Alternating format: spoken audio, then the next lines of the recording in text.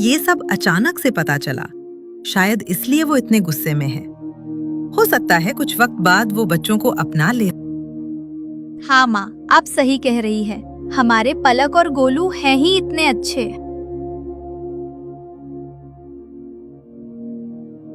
दीदी, क्या नई माँ हमें पसंद नहीं करती है? गोलू के पूछने पर पलक कहती है, मुझे नहीं पता गोलू, शायद नई माँ हमसे किसी बात से गुस्सा है। अभी जब माँ यहाँ आएंगी तो मैं उनसे पूछूंगी कि क्या वो उनसे नाराज है। ठीक है दीदी। वे बातें कर ही रहे थे कि तभी वहां प्रीति आ जाती है। उन दोनों को कमरे में देखकर वो गुस्से में कहती है, तुम दोनों यहाँ क्या कर रहे हो? प्रीति की इस बात पर गोलू बोला, हम दोनों तो यही रहते हैं। उसके बाद पलक प्रीति से कहती है, माँ, आप हमसे गुस्सा हो क्या? अगर हमसे कुछ गलती हो गई है तो हमें माफ कर दीजिए। हम आपको कभी परेशान नहीं करेंगे। पलक और गोलू के मुंह से माँ शब्द सुनकर प्रीति आग बबूला हो गई और बोली, मैं तुम्हारी माँ नहीं हूँ, समझे तुम लोग? और अब यहाँ से निकल जाओ। ये मेरा कमरा है और दोबारा यहाँ दिखना मत। अब चलो, भागो यहाँ से।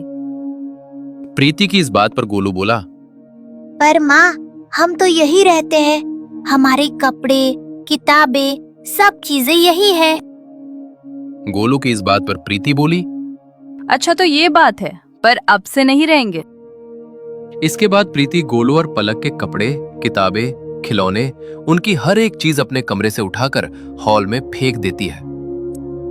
प्रीति की आवाज सुनकर सभी लोग हॉल में आ जाते हैं और प्रीति उनसे गुस्से में कहती है, मैंने आप सबसे कितनी बार कहा है कि इन बच्चों को मुझ पर थोपने की कोशिश मत करना।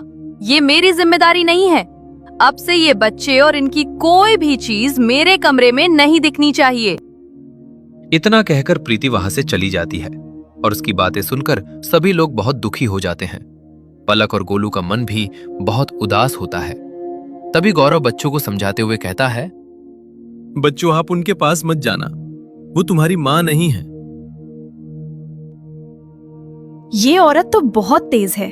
माना कि पलक और गोलू इसके बच्चे नहीं हैं, पर वो हैं तो मासूम बच्चे ही। भला कोई बच्चों से इतनी नफरत करता है?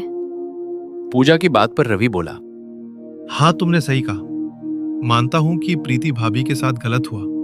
उनके पापा ने उनसे इतनी बड़ी बात छुपाई, पर इसमें हमारे परिवार की क्या गलती? हमने तो उनके पापा को सब सच बताया था। हाँ, माना कि प्रीति भाभी के साथ धोखा हुआ, पर इसका ये मतलब नहीं कि वो दो मासूम बच्चों को इतनी बुरी तरह ट्रीट करेंगी। वो भी तो पलक और गोलू के साथ गलत ही कर रही हैं। अब प्रीति और गौरव की शादी को 1 महीना हो चुका था। तभी एक दिन प्रीति गौरव से कहती है, हमारी शादी को 1 महीना हो चुका है, पर आप मुझे कहीं घुमाने नहीं ले गए। हर वक्त बस काम में लगे रहते हैं। प्रीति की इस बात पर गौरव बोला, काम तो करना ही पड़ेगा ना प्रीति। मेरे 2 बच्चे हैं और अब तो तुम्हारी भी रिस्पॉन्सिबिलिटी है मेरे ऊपर। पर ऐसा नहीं है कि मैं तुम्हें ले नहीं जाऊंगा। 2 महीने रुक जाओ, फिर हम चलेंगे। इतना कहकर गौरव वहां से चला जाता है और प्रीति मन में सोचती है, इन बच्चों की वजह से मैं अपनी मैरिड लाइफ एंजॉय नहीं कर पा रही हूँ। पता नहीं कब छुटकारा मिलेगा मुझे इनसे। प्रीति को गौरव के बच्चे बिल्कुल भी नहीं पसंद थे। वो पूरी कोशिश करती थी कि गौरव अपने बच्चों से पूरी तरह से दूर हो जाए। यूं ही दिन बीत रहे थे। तभी एक दिन प्रीति की दोस्त सीमा का फोन उसके पास आता है। अरे प्रीति, तू तो भूल ही गई है मुझे। जब भी करती हूँ मैं ही कॉल करती हूँ, तुझे तो फुर्सत नहीं रहती। सीमा की इस बात पर प्रीति कहती है, हाँ यार, थोड़ा बिजी रहती हूँ। मेरी फैमिली में ज्यादा लोग हैं, इसलिए पूरा टाइम इधर उधर के कामों में ही निकल जाता है। इस पर सीमा प्रीति से कहती है, एक बात बता प्रीति, क्या ये सच है कि तू गौरव की दूसरी वाइफ है और उसकी पहली वाइफ की डेथ हो चुकी है और उसके 2 बच्चे भी हैं? सीमा के पूछने पर प्रीति को बहुत एम्बैरेस फील होता है। वो भारी मन से कहती है, हाँ, सही सुना है तुमने। पर भले ही वे गौरव के बच्चे हैं, मगर मैं उनकी माँ नहीं हूँ। मैंने सबसे पहले ही कह दिया था कि मेरा उन बच्चों से कोई रिश्ता नहीं है।